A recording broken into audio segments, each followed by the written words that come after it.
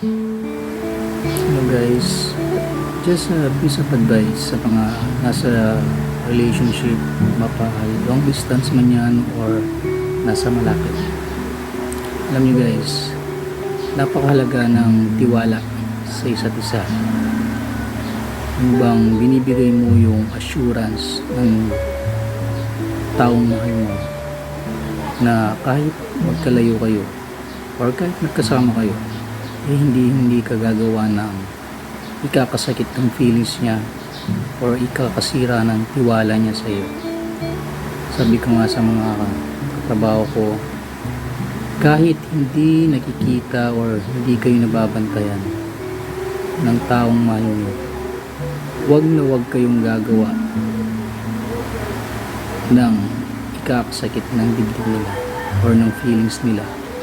Kasi once yan nagkalamat, asahan nyo, every time na magkakaroon kayo ng tampuhan or ng away, babalik-balikan niya yung part kung saan kayo nakagawa ng pagkakamali. Kaya dapat ibigay nyo yung assurance sa kanila na kahit hindi kayo bantayan, kahit hindi kayo nakikita, wag na wag kayong gagawa ng ikakasama ng loob nila.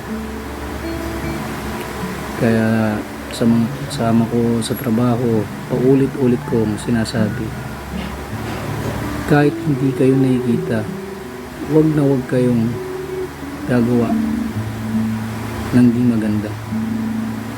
Kahit hindi niya nakikita sa mata ng Diyos, mali pa rin na gumawa kayo ng ikakasama ng loob nila. Kahit sabihin mo na, oo, hindi naman nila nakikita, tumingin ka sa iba na ganun bagay, or hindi ka naman niya nababantayan, tara, inom tayo, sabihin mo ganito ganyan. That's wrong. Dapat patunayan mo sa taong mahal mo na kahit hindi ka niya nakikita, kahit hindi ka niya bantayan, yung tiwala niya sa'yo, dapat huwag mong sirain. Kasi sa isang relationship, ang tiwala, yan yung pundasyon nyo. Pundasyon nyo para tumagal kayo. Pundasyon nyo para maging matibay ang inyong samahan. So, sa mga kilala ko dyan, huwag nyong sisirain yung tiwalang ibinigay sa inyo ng mga taong nagmamahal sa inyo, especially sa mga partner. That's all.